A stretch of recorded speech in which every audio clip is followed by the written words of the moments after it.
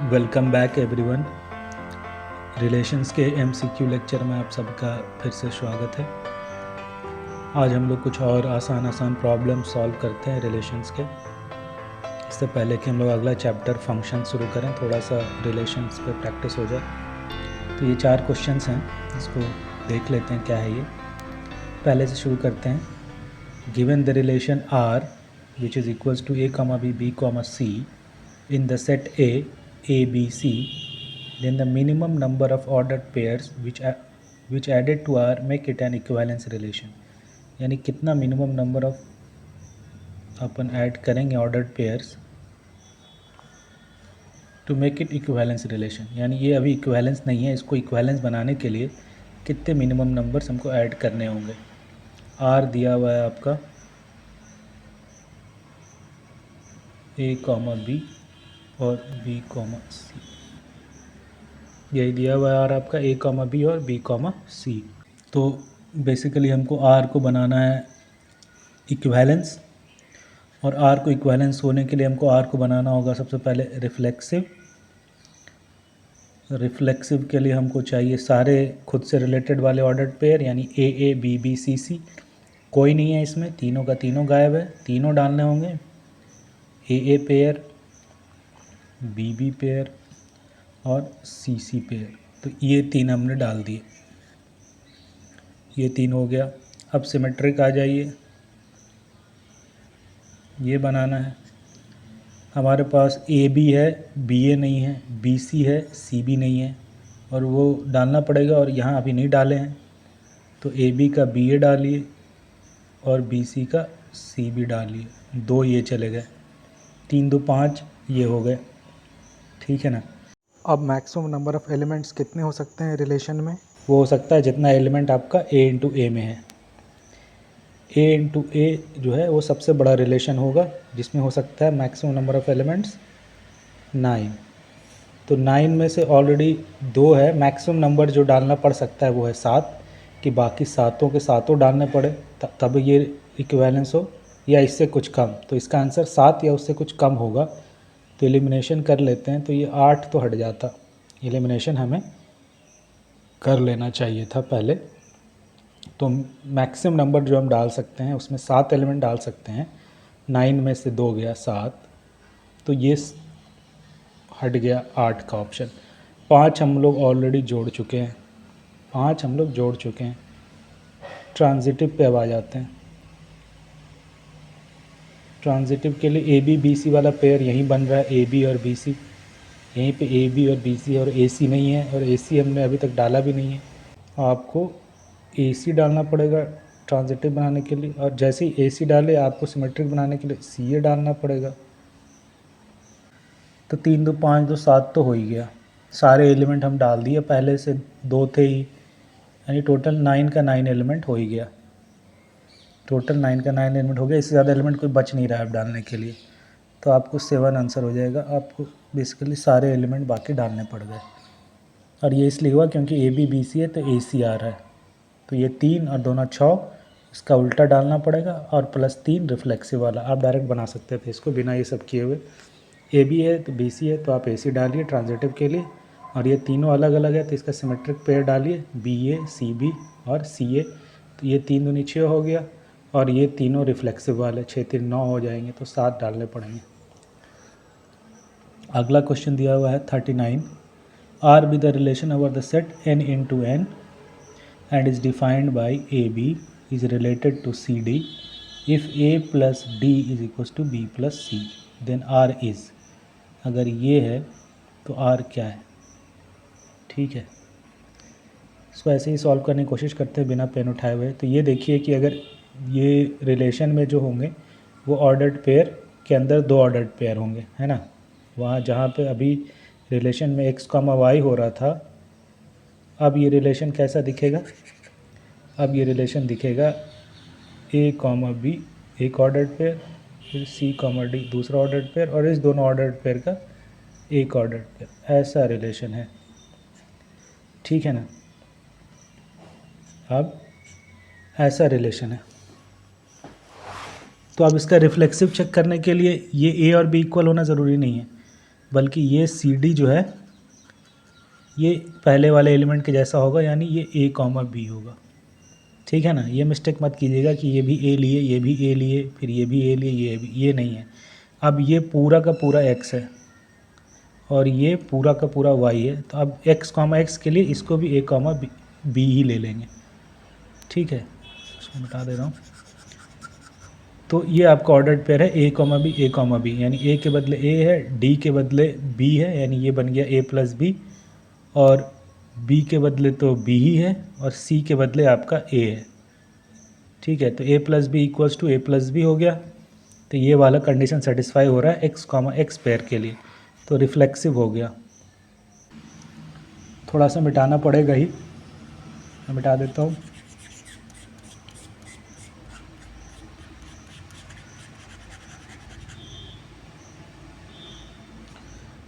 तो यहाँ पे जो पेयर्स बन रहे हैं वो बनेंगे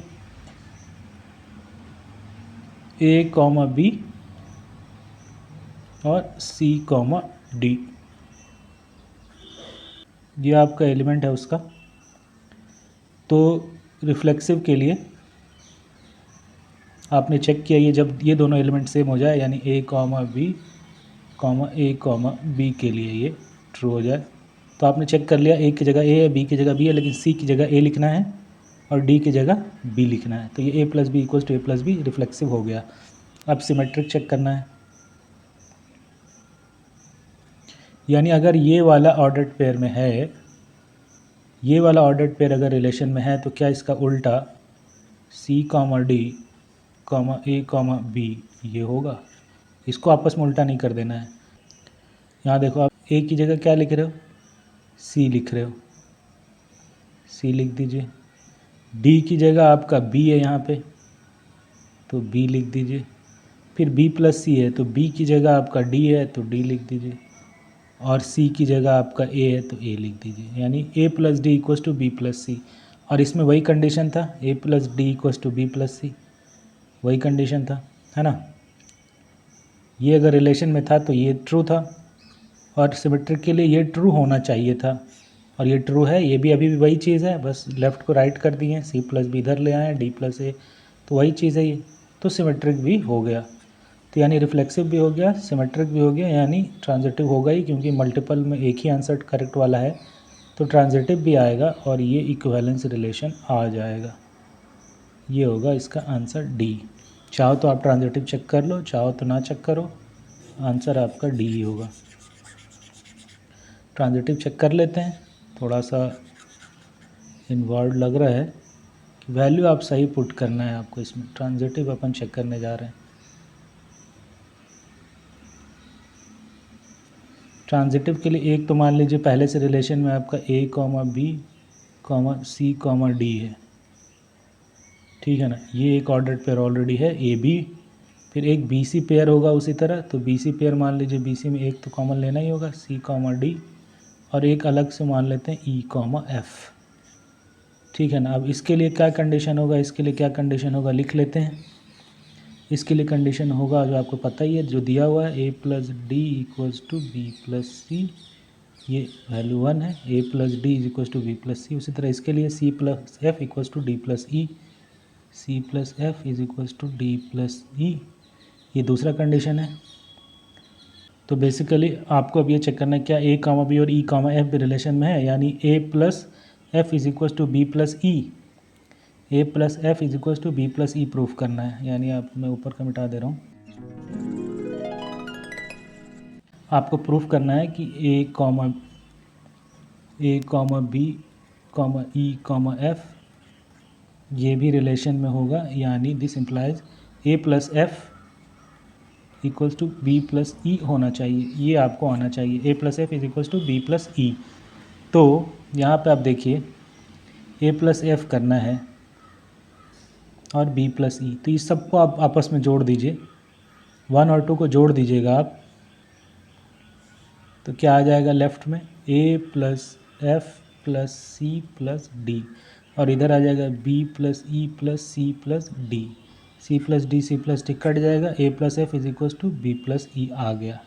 तो A plus F is equals to B plus E true है, मतलब ये ट्रांजिटिव हो गया, मतलब ये इक्विवेलेंस हो गया। यानी ये भी है, तो आंसर आपका ये हो जाएगा। करेक्ट आंसर ये है। ठीक है ना।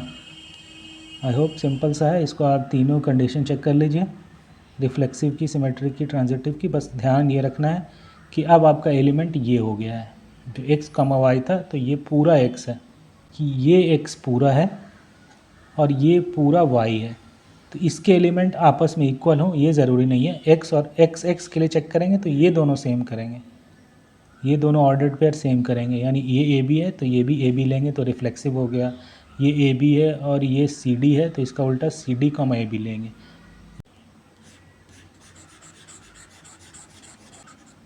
अगला क्वेश्चन 40 नंबर है। Which of the following relation on R is an equivalence relation. इसमें बहुत सारा दिया हुआ है, कौन सा इक्विवेलेंस होगा ये पूछ रहा है। ठीक है ना। ऑप्शन डी में ए लेस देन बी है। ये कभी इक्विवेलेंस नहीं होगा क्योंकि x is not less than x। ठीक है, तो ये तो रिफ्लेक्सिव ही नहीं हुआ, ये हट गया। ठीक है ना। a डिवाइड्स b, ये भी रिफ्लेक्सिव नहीं होगा क्योंकि अगर a डिवाइड्स कर रहा है b को तो b नहीं डिवाइड करेगा a को, है ना। तो ये सिमेट्रिक नहीं होगा, ये भी हट गया। a greater equals to b, तो x is greater equals to x, true है। और अगर x a comma b relation में है तो b कॉमा a नहीं होगा। सपोज़ कीजिए यहाँ पे कि इस वाले केस के लिए अगर a आपका 3 है और b 2 है तो ये ट्रू हो रहा है, 3 इज़ ग्रेटर देन 2, यानी 3 इज़ ग्रेटर इक्वल्स टू 2। लेकिन इसका उल्टा बी ए रिलेशन में नहीं होगा, इसका उल्टा 2 is not greater equals to 3, ये गलत है। तो ये सिमेट्रिक नहीं होगा, तो ये भी कट गया। आंसर आपका यही होगा। Mod A equals to mod B. Mod मतलब मॉड के अंदर कोई भी वैल्यू डालिए वो पॉजिटिव ही देगा। Mod A is a when A is greater than 0 और इक्वल्स टू 0, और mod A is minus A when A is less then 0। ये आपको पढ़ाऊँगा फंक्शन में। कहने का मतलब ये है, कहने का मतलब ये है कि मॉड ए से जो भी वैल्यू निकलेगी वो पॉजिटिव ही निकलेगी। यानी मॉड 3 आपका 3 होगा और मॉड माइनस 3 भी 3 ही होगा। ठीक है, बस यही है। तो A relation B is if A is related to B if and only if mod A equals to mod B. यानी ए बी जो है उसकी वैल्यू सेम होगी, जैसे 3 या -3 होगा रिलेटेड। तो क्या x कॉमा एक्स रिलेटेड होगा? बिल्कुल रिलेटेड होगा, क्योंकि mod of x is same as mod of x। क्या अगर ए बी रिलेशन में है तो बी ए रिलेशन में होगा? बिल्कुल होगा, क्योंकि इक्वालिटी को फ़र्क नहीं पड़ता अगर बी आप पहले लिखो या ए बाद में लिखो। और अगर ए बी रिलेटेड है और बी सी रिलेटेड है तो क्या ए सी रिलेटेड होगा? बिल्कुल होगा, क्योंकि मॉड ए मॉड बी के बराबर है और मॉड बी मॉड सी के बराबर है, तो मॉड ए मॉड सी के बराबर हो गया, तो ये ट्रांजिटिव भी हो गया। तो ये इक्विवेलेंस हो गया। 40 का ए आंसर हो जाएगा। ठीक है, इसका ये था, इसका ये हो गया। अब ये आखिरी रिलेशन आसान सा है। x comma Y such that x comma Y belongs to integer, मानिए इसको i, X square plus Y square is less than equals to 4 is the relation in i, then domain of r is. आपके relation का domain पूछ रहा है, यानी x की value क्या क्या हो सकती है। ठीक है ना, x क्या क्या x की वैल्यू वो ले सकता है, ये पूछा जा रहा है। और x आपका इंटीजर हो सकता है और y भी इंटीजर हो सकता है। ठीक है ना। तो ये तो देखिए कि ये स्क्वायर है तो अपने को निगेटिव पॉजिटिव दोनों तरफ से वैल्यू आएगा। इसमें देखो आपको करना ये है, कंडीशन दिया हुआ है X square plus Y square is less than equals to 4। तो x की वैल्यू हमेशा 3 से छोटी होनी पड़ेगी, यानी x की वैल्यू हो सकती है 0, 1 या 2। ठीक है ना, यही 3 हो सकती है, 3 नहीं होगी, क्योंकि 3 हो जाएगा तो एक्स स्क्वायर 9 हो गया और प्लस वाई स्क्वायर कुछ पॉजिटिव वैल्यू जुड़ेगा तो ये और बड़ा हो जाएगा, इससे छोटा कहाँ रहा। तो 0, 1 और 2 हो सकता है, ये 3 केस है। या और इसका उल्टा फिर इसका उल्टा -1 एक हो सकता है और -2, यानी ये 5 वैल्यू आ सकती है। अभी सकती में है आंसर, सकते में अभी आंसर है ना, अभी इसको कंफर्म नहीं हुआ है। ठीक है ना। अभी अपने को चेक करना होगा कि इन x पे क्या y भी इंटीजर है, क्योंकि अपने को y भी इंटीजर चाहिए। y अगर इंटीजर पॉसिबल ही नहीं होगा तो ऑर्डर्ड पेयर बनेगा ही नहीं।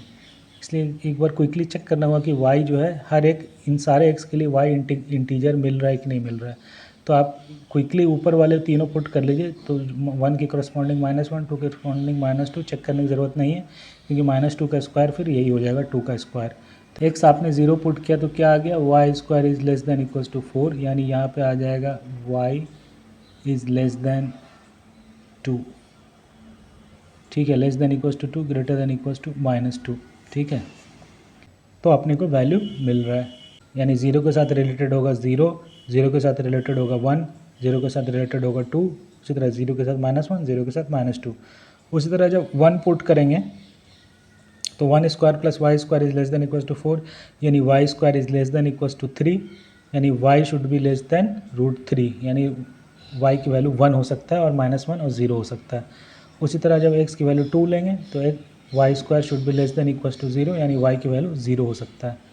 तो इस तीनों के साथ y की वैल्यू हमको मिल रही है जो इंटीजर में हो सकता है, तो आंसर होगा 0, 1, 2, -1, -2, ठीक है ना।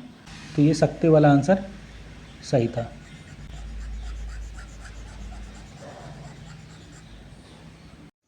तो यही आपका डोमेन हो गया 0, 1, 2, -1 और -2, तो सी आंसर हो गया। आई होप कि समझ में आया हो। आज के लिए बस इतना ही बच्चों, अगले लेक्चर में हम लोग फिर मिलेंगे। तब तक के लिए टेक केयर। आप लोग क्वेश्चंस प्रैक्टिस करते रहिए, क्योंकि प्रैक्टिस से आपको फ़ायदा होगा, क्योंकि practice is the key to success. एक पुराना दोहा भी है जो आप लोगों ने सुना भी होगा कि करत करत अभ्यास के जड़मति होत सुजान, रसरी आवत जात ते सिल पर परत निशान। यानी कुएं के किनारे जो पत्थर का घेरा होता था, पानी बार बार निकालने से रस्सी से भी उस पर निशान पड़ जाता था। उसी तरह कोई मूर्ख व्यक्ति भी अभ्यास करके बुद्धिमान बन सकता है। इसलिए हम लोगों को प्रैक्टिस करना है, प्रैक्टिस से हमें फ़ायदा होगा। जिन लोगों को ये वीडियो लेक्चर पसंद आया हो वो प्लीज़ इसे लाइक करें और इस चैनल को सब्सक्राइब भी करें, ताकि आपको और वीडियो के नोटिफिकेशंस मिलते रहें। और इस चैनल को आप अपने दोस्तों के साथ शेयर भी करें, ताकि वो भी इससे लाभ उठा सकें। Take care and thank you.